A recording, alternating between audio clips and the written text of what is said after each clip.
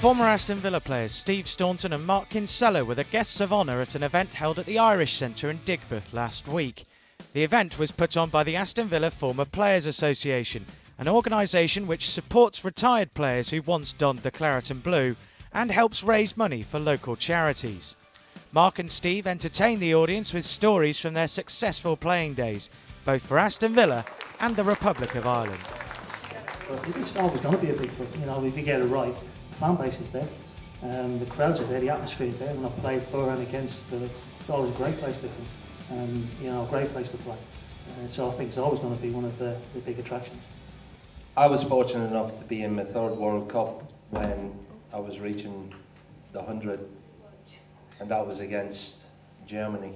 The boys ended up getting me a lovely watch on the day of the game, and at the pre-match meal, which was about 4 o'clock in the afternoon, 5 o'clock, everybody was down waiting, which I couldn't understand because I'm normally one of the first few down.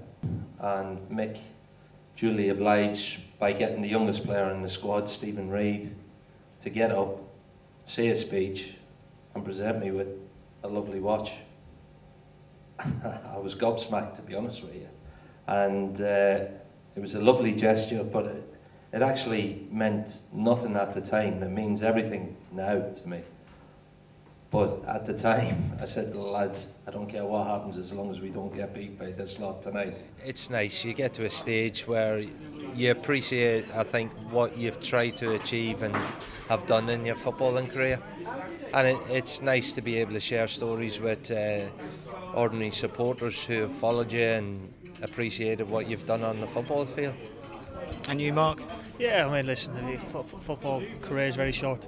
Up till you're 30, it goes fairly slowly, and then when you get around that 30-year-old, it just flies past you. And nights like this, it's nice to talk about the good old days and speak about things that have happened in your international footballing career. And they only want to know, like Stan said, they followed you through the ups and downs, and they want to know the inside stories of certain situations, and sometimes you can let them have it. It was all about the big man got his 103 caps in the end, 102 caps in the end, and we must have added another one on. Oh, of course, yeah, we won't mention that. But I ended up playing for Ireland 98 to 2004, 6 years. I ended up getting 48 caps and 48 memories. Do you know what I mean? Something you'll never forget. And you both played for the former players, Aston Villa former players. It's a great setup, isn't it? It's brilliant what Neil Rioch does, and the matches that are put on, the money that's raised for charity. Yeah, there's great charities around the area. It's great that we can still try and turn out and perform and give an opportunity for whatever area it is, whether it's locally or a little bit further afield, that are still Aston Villa fans, a chance to raise some money for some wonderful special causes.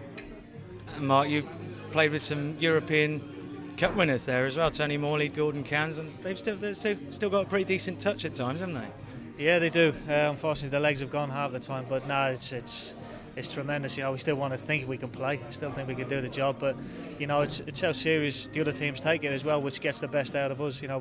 Sometimes it's nice to turn up and play, but if it's 18-19-0, it doesn't do us any favours. But a lot of them, put the effort in, and it brings out the best in Sid and Tony, and it's great to play alongside. Like you said, the heroes and the legends, and I played against Sid when he was at Bradford, back end of his career, and he was quality then. I think he might have been 37 then, and he taught me a lesson.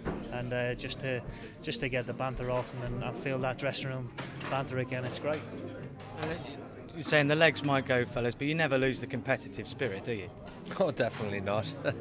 I think we get worse with the old age, but I think the legs go a wee bit, but the touch certainly doesn't. When you see some of the beauty of it is if we do get on a good pitch, it suits us because that's where we're at our best. When it's a bit bubbly and you have to chase after it, we're not capable of doing that too much now. So we're looking for a few younger legs to come in.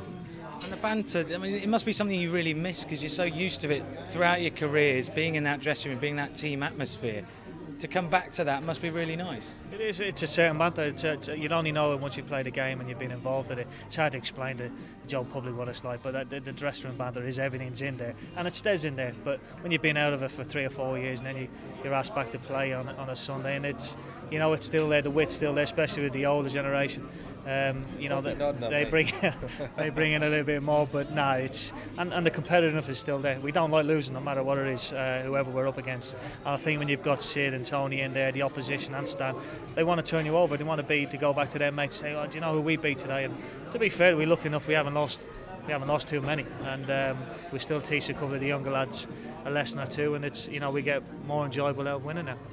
And who's the joker in the former players' dressing room, Steve? Everyone. You've got to be. It's just the way it is. I think that's where your experience comes out, and you've got to. Everybody has a little chip and whatnot, and you ask any player just not long after when they've finished, and they'll say to you, it's not the football they miss, it's the dressing room banter, and that's the beauty of meeting up with the lads and having a beer afterwards. It brings back memories and fun stories with everything else.